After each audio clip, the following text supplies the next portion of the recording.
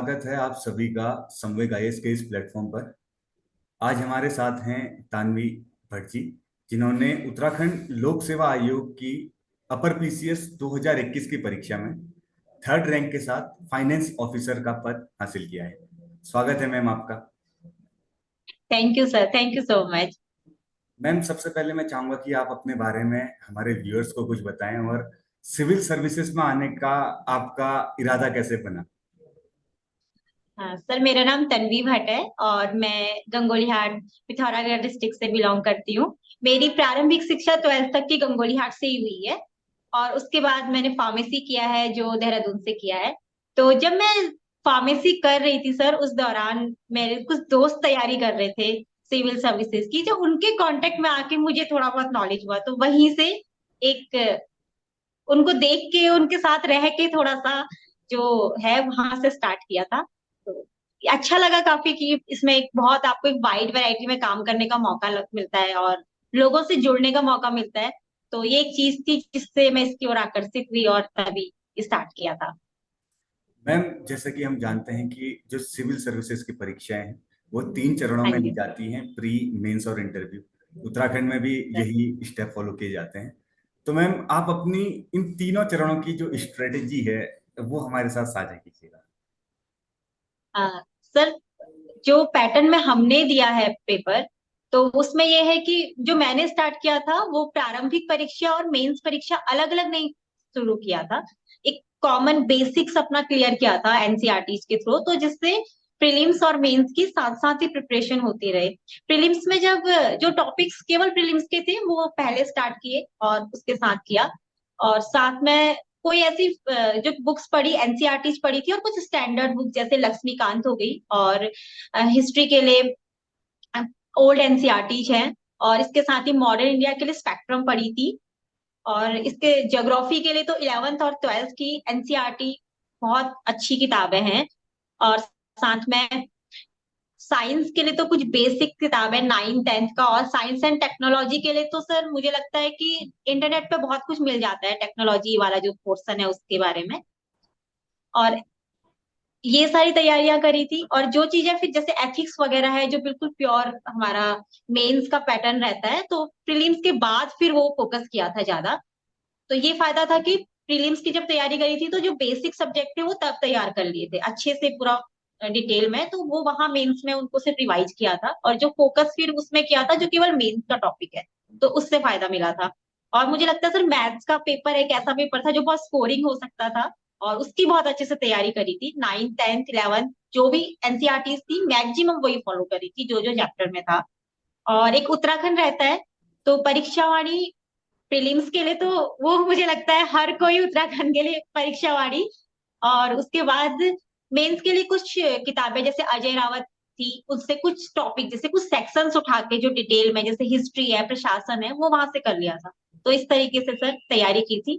फिर इंटरव्यू के टाइम के लिए तो सर मुझे लगता है मेनली आपको करंट अफेयर्स पे ध्यान देना होता है, जो चीजें चल रही हैं, और कुछ उत्तराखंड स्पेसिफिक जैसे टॉपिक्स है उनको फोकस करना। तो मेनली वही चीजों पे फिर फोकस किया था। मैम, जैसा कि हम देख रहे हैं इस बार जो उत्तराखंड में मेंस के एग्जाम है उसमें पैटर्न में बदलाव आया है। तो हाँ इस जी। बार मैथ्स का पेपर है और साइंस का पेपर है जो जनरली स्कोरिंग माना जाता है, उसको हटा दिया हम्म। गया। तो इस पे आप बच्चों को क्या सलाह देंगे कि वो इस नए पैटर्न को कैसे अप्रोच करें मैम। सर मैंने बहुत ज्यादा तो वो पैटर्न देखा नहीं है, लेकिन मुझे लगता है कि वो 8 पेपर हैं, तो एक तो हिंदी का जो पेपर है वो काफी स्कोरिंग हो जाएगा, क्योंकि सिर्फ 150 मार्क्स का पेपर है, आपको टाइम बहुत मिलेगा, क्योंकि लास्ट पेपर में जो मेन प्रॉब्लम थी वो टाइम ना मिलना हिंदी में सबसे बड़ी प्रॉब्लम होती थी, कि बहुत लेंदी पेपर था और आपको बहुत कम टाइम में उसे कवर करना होता था। तो इस बार हिंदी में आपको बहुत अच्छा टाइम मिलेगा और बहुत स्कोरिंग होता है वो पेपर। अगर आप अच्छे से उसको अटेम्प्ट कर पाए तो बहुत स्कोरिंग पेपर है। और इसके अलावा मुझे लगता है सर एक एथिक्स का जो पेपर होता है, क्योंकि बिल्कुल सेपरेट पेपर कर दिया है, और एथिक्स हम लोग प्रीलिम्स में बिल्कुल तैयारी नहीं करते हैं, वो बिल्कुल ऐसा टॉपिक है जो बिल्कुल मेंस में आके देखते हैं। तो उसको फोकस करना मुझे लगता है ज्यादा जरूरी होगा, और एथिक्स को जितना लिख के मुझे लगता है प्रैक्टिस की जाए उतना बेहतर है, क्योंकि वो पढ़ते समय इजी लगता है, समझ आ रहा होता है, लेकिन लिखते समय उसको शब्दों में लिखना और एक पैटर्न उसको एक ऑर्गेनाइज करने के लिए जितनी प्रैक्टिस रिटर्न में होगी उतना बेहतर है। मैम जनरली हम देखते हैं कि उत्तराखंड में जो एक एग्जाम पैटर्न होता है वो काफी लंबा चलता है। प्री हाँ मेंस जी। और इंटरव्यू के दौरान काफी समय बच्चों को मिलता है, और इस दौरान हाँ। कई बार बच्चों के मन में नेगेटिव थॉट्स भी आने लग जाते हैं। तो इस दौरान खुद को मोटिवेट करना सबसे क्रूशियल रहता है। तो आपने हम्म। अपनी पूरी इस प्रिपरेशन की जर्नी के दौरान खुद को कैसे मोटिवेट रखा मैम?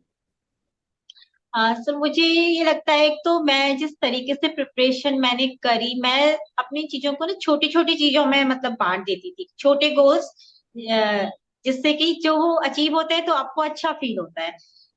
सिलेबस को मैंने बहुत छोटे छोटे पार्ट्स में बांट दिया था कि इस वीक में ये करना है या अगले 10 डेज में इतना करना है। तो उससे एक मोटिवेशन बना रहता था कि जब वो कंप्लीट होता था तो आपको अच्छा लगता है।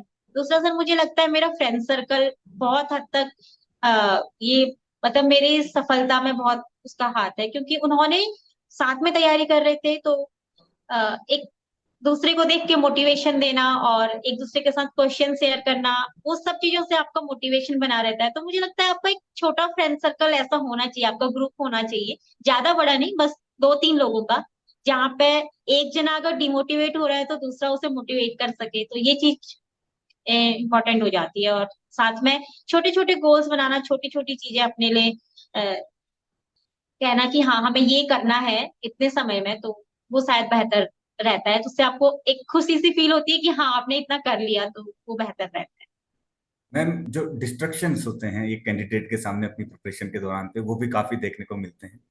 और है। काफी बच्चे आजकल ऑनलाइन माध्यम से पढ़ना पसंद करते हैं हम्म। यूट्यूब में। और मैम इंटरनेट का जब एग्जाम जब वो इस्तेमाल करते हैं तो सोशल मीडिया एक डिस्ट्रक्शन का सबसे बड़ा रोल निभाता है। हम्म। तो आपने अपनी पूरी प्रिपरेशन के दौरान पे इस सोशल मीडिया को कैसे मैनेज किया मैम? हाँ, तो मुझे लगता है कि सोशल मीडिया बहुत बेनिफिशियल भी है, और मतलब उससे आप बहुत लाभ भी कर सकते हो। मुझे लगता है मैंने अपनी साइंस एंड टेक का बहुत बड़ा पोर्शन केवल ऑनलाइन तैयार किया है, यूट्यूब के जरिए या उससे क्रोम वगैरह यूज करके। तो वो एक बहुत फायदेमंद भी चीज है। लेकिन जैसे अगर इंस्टाग्राम है, फेसबुक है, तो मैंने तो प्रिपरेशन टाइम पे डिलीट कर दिया था सर। तो और मैं तो यही सजेशन भी दूंगी कि कुछ समय डिलीट कर दीजिए, कोई बात नहीं। अगर 1 साल के लिए आप डिलीट कर सकते हैं तो कोई बड़ी बात नहीं है, हो जाता है डिलीट, क्योंकि अगर आपके ऐप फोन में वो है तो कभी ना कभी ओपन हो जाएगा। इससे अच्छा उसे हटा दीजिए, तो वो सबसे बेहतर है। हाँ, यूट्यूब का अच्छे से अच्छा यूज कीजिए, चीजें बहुत अच्छे से यूज हो जाती है बेहतर तरीके से। तो वो आपके लिए बहुत बेनिफिशियल भी है, क्योंकि इतना मटेरियल बुक्स में ढूंढना बहुत टफ हो जाता है। बहुत सारे टॉपिक्स आपको बुक्स में ढूंढने टफ है, बहुत लेंदी है। उसकी जगह अगर आप उन्हें शॉर्ट में, कोई टॉपिक आपने तैयार करना है, तो ऑनलाइन आपका बहुत अच्छा प्लेटफॉर्म है। बस नेगेटिविटी और सोशल मीडिया से थोड़ा दूर रहना चाहिए, फेसबुक और इंस्टाग्राम वगैरह इन चीजों से अगर दूर हो सको तो वो बेहतर है। मैम किसी भी चीज की शुरुआत सबसे कठिन होती है, और जो भी नए बच्चे आपको देख रहे हैं तो आप उनसे क्या बोलना चाहेंगे कि वो अपनी शुरुआत इस जर्नी की कैसे करें, इस एग्जाम की कैसे तैयारी शुरू करें मैम? हाँ, सर मुझे लगता है कि ये एक टाइम कंज्यूमिंग है। मतलब अब ये थोड़ा सा टाइम तो लेता है, मतलब आप 1-2 साल आप मेंटली प्रिपेयर होकर आइए कि आपको थोड़ा टाइम लगेगा। ये ऐसे शॉर्टकट नहीं है यहाँ पे आने का कि आप आए और 6 महीने में आपका सिलेक्शन हो गया, ऐसा बहुत, या 1 साल में। मे बी कोई ऐसे एग्जाम्पल्स हों, लेकिन 1 साल या 1.5 साल वाले एग्जाम्पल आपको बहुत कम मिलेंगे पीसीएस आईएएस में। तो मुझे लगता है कि थोड़ा सा एक तो अपने आपको मेंटली प्रिपेयर करके आइए कि हाँ हमें टाइम लगेगा। और अपने आसपास देखिए कि आपको इसकी जो पॉजिटिविटी है इस एग्जाम की, कि आप कितना सर्व कर सकते हैं लोगों को, और किस तरीके से मुझे लगता है कि जो आपके पेरेंट्स की जो खुशी होती है ना उसके बाद, वो बहुत एक बड़ी चीज होती है। तो उसको ध्यान में रखिए कि आप जो अचीव करेंगे तो आपके जो क्लोज लोग हैं वो बहुत खुश होंगे उस चीज से। तो उस चीज के लिए और लोगों से कनेक्ट करने के लिए, तो इन सबको अपने आप को मोटिवेट रखिए जितना हो सके, अच्छे लोगों से ग्रुप्स में तैयारी करिए तो बहुत फायदा है। मैम आपके हिसाब से सफल होने के लिए सबसे जरूरी क्या है? जो आपकी ये पूरी जर्नी रही, ये पूरा लंबा समय आपने इस प्रिपरेशन में बिताया, सबसे जरूरी क्या रहा आपके लिए? मैं बोलूंगी सर 2-3 चीजें। एक तो कंसिस्टेंसी, मतलब मुझे लगता है कि आप टाइम एक फिक्स कर लीजिए अपने लिए कि इतना टाइम तो आपने देना ही देना है दिन का। एक ऐसा बहुत रेयर होना चाहिए कि आप उस टाइम टेबल से इधर उधर हो रहे हैं। एक कंसिस्टेंसी मेंटेन करना बहुत जरूरी होता है कि एक बेसिक आप मेंटेन करके रखिए, हाँ कि ये करना है, तो वो सबसे ज्यादा जरूरी है। दूसरा, अपने आप को पॉजिटिव रखना बहुत जरूरी है, जितने भी तरीकों से हो सके, फैमिली के साथ कनेक्ट करके, दोस्तों के साथ कनेक्ट करके खुद को पॉजिटिव रखना। और कभी भी ये सोचना कि ये एक बेहतर आप कर रहे हो, और जिस जगह से आपने शुरू किया था, जो सोच के आपने शुरू किया था, उसे अचीव करना है, तो उस चीज को मोटिवेशन वगैरह बहुत जरूरी है, मुझे लगता है खुद को पॉजिटिव रखना और कंसिस्टेंट। मैम एक आखिरी सवाल ये रहेगा कि जो पीसीएस की परीक्षा है उसमें सबसे अहम रहता है मेंस। आपकी राइटिंग स्किल्स बहुत अच्छी होनी चाहिए, तो कैसे एक कैंडिडेट अपनी जो राइटिंग स्किल्स है उसको सुधार सकता है? सर मुझे लगता है कि अगर आपको राइटिंग स्किल्स में काम करना है, तो पहले तो आप पैटर्न देख लीजिए, आयोग का पैटर्न कैसा है, कितने मार्क्स के क्वेश्चन है, कैसे कैसे क्वेश्चन आएंगे। और आपको लगभग हर क्वेश्चन हर पैटर्न में लिखना आना चाहिए। अगर एक क्वेश्चन आ रहा है, कोई क्वेश्चन आप फ्रेम कीजिए, तो वो क्वेश्चन आपको 50 वर्ड्स में लिखने के लिए भी आप प्रिपेयर रहिए, वो क्वेश्चन आप 120 के लिए भी प्रिपेयर रहिए, और वही क्वेश्चन आप 250 के लिए भी प्रिपेयर रहिए। आपको पता, क्योंकि क्वेश्चंस का अगर आप पैटर्न देखेंगे, तो आप ये नहीं कह सकते ये 250 में आएगा या ये 50 में आएगा। हमें लगता है जब हम पेपर दे रहे थे, तो जो हमें लगता था अच्छा ये 250 का क्वेश्चन है, वो 50 मार्क्स में आया हुआ था। तो आपको प्रिपेयर रहना है कि हर तरीके से अगर आप एक क्वेश्चन फ्रेम कर रहे हैं, तो उसे कोशिश करिए कि हर पैटर्न में लिखिए, जितने पैटर्न में आयु क्वेश्चन देता है। और जितनी ज्यादा हो सके उतनी प्रैक्टिस बहुत जरूरी है। और प्रैक्टिस अगर कोई ऐसा है कि अगर आप कहीं से कनेक्ट हो सकते हैं और वहां पे पेपर देना। और सबसे जरूरी मुझे ये लगता है कि टाइम मैनेजमेंट, क्योंकि जब आप एग्जाम देने जाते हैं, फर्स्ट टाइम जा रहे हैं अगर, तो आपको नहीं पता इतना लेंदी पेपर है, और आपको वो एक टाइम पीरियड में खत्म करना है, 3 घंटे में खत्म करना है। तो अगर आपका एक क्वेश्चन भी छूट गया कुछ बड़े मार्क्स का, तो वो बहुत एक नेगेटिव पॉइंट बन जाता है आपके लिए। तो सारा का सारा टाइम मैनेजमेंट आपके दिमाग में होना चाहिए कि इतने मार्क्स के क्वेश्चन के लिए इतना टाइम आपने देना है। मेरी ये स्ट्रेटेजी रही पूरे एग्जाम में कि मुझे पता था कि अगर 16 मार्क्स का एक क्वेश्चन करना है, तो 15 मिनट देना है। अब उससे ना ज्यादा देना है ना कम देना है, आपको उतनी देर में फ्रेमिंग करनी है, उतनी देर में लिखना है। तो आप बिल्कुल क्लियर रहिए कि आपने कितनी देर में कितना देर एक क्वेश्चन को देना है। वो सब आपको पहले स्ट्रेटाइज करना पड़ेगा, पहले मेन से पहले। ये बहुत जरूरी होता है, लिखने की प्रैक्टिस के साथ साथ टाइम मैनेजमेंट बहुत जरूरी होता है, जो मुझे लगता है। तो अच्छे से टाइम मैनेजमेंट आपका पहले से क्लियर होना चाहिए। उसके लिए जरूरी है कि आप मॉक पहले से दें, टेस्ट वगैरह, जिससे कि आप पूरा टाइम फ्रेमिंग वगैरह कैसे आप कर पा रहे हैं वो अपना मैनेज कर सकें। तो ठीक है मैम, आप संवेग आईएएस के साथ जुड़ी, आपका बहुत बहुत धन्यवाद। और आपके मैं, पीएचडी के लिए ढेर हाँ, सारी शुभकामनाएं मैम। संवेग आईएएस को मैं बहुत बहुत धन्यवाद कहना चाहूंगी, सर को बहुत बहुत धन्यवाद, क्योंकि उन्होंने जितना गाइड किया है इस पूरी जर्नी में, मुझे लगभग पिछले 5 साल से मैं कनेक्ट रही हूँ सर से।